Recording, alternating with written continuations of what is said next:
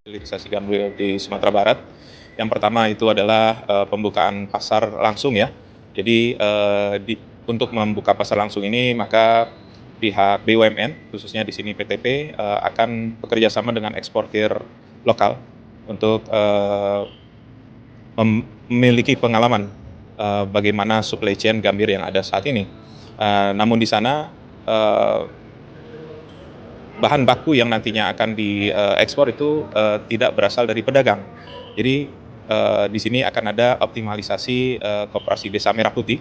Koperasi Desa Merah Putih yang nantinya memproduksi atau mengolah gambir masyarakat langsung menjualnya kepada PTP dan PTP yang langsung mengekspornya. Jadi rantainya dipotong, rantai distribusinya dipotong. Jadi hanya 2 rantai saja. Harapannya di sini tentu disparitas atau selisih harga ekspor dan harga beli masyarakat nantinya dapat dikembalikan kepada masyarakat, sehingga harga pembelian gambir di tingkat masyarakat bisa lebih tinggi daripada kondisi saat ini. Yang kedua tentu dengan keterbukaan pasar ini PTP pada tahap selanjutnya atau fase selanjutnya itu akan mengembangkan pasar sendiri, ya, tidak bekerja sama ataupun mungkin tetap bekerja sama dan membuka tambahan pasar baru khususnya kepada negara-negara yang tadi disampaikan memiliki premium market untuk gambir.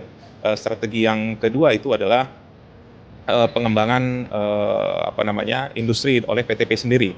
Jadi nanti PTP akan membeli ataupun mengolah gambir yang dihasilkan oleh KDP, tidak hanya sekedar membeli dan mengekspor, tapi membeli, mengolah dan mengekspor dalam bentuk gambir premium.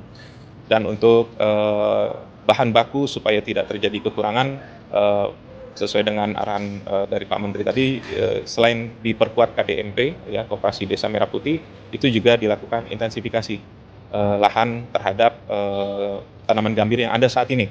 Yang ketiga tentu tidak hanya tidak hanya bertindak sebagai penjual, PTP tentu sebagai inventor juga ya, ataupun memproduksi produk turunan yang memang marketnya lebih besar daripada gambir mentah, yaitu katekin dan tanin.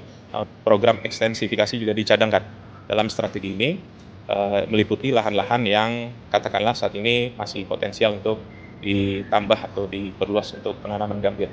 Harapannya tentu nanti tingkat pembelian atau harga pembelian gambir di petani berada di level yang adil, berada di level yang memberikan kesejahteraan dan memberikan manfaat kepada petani.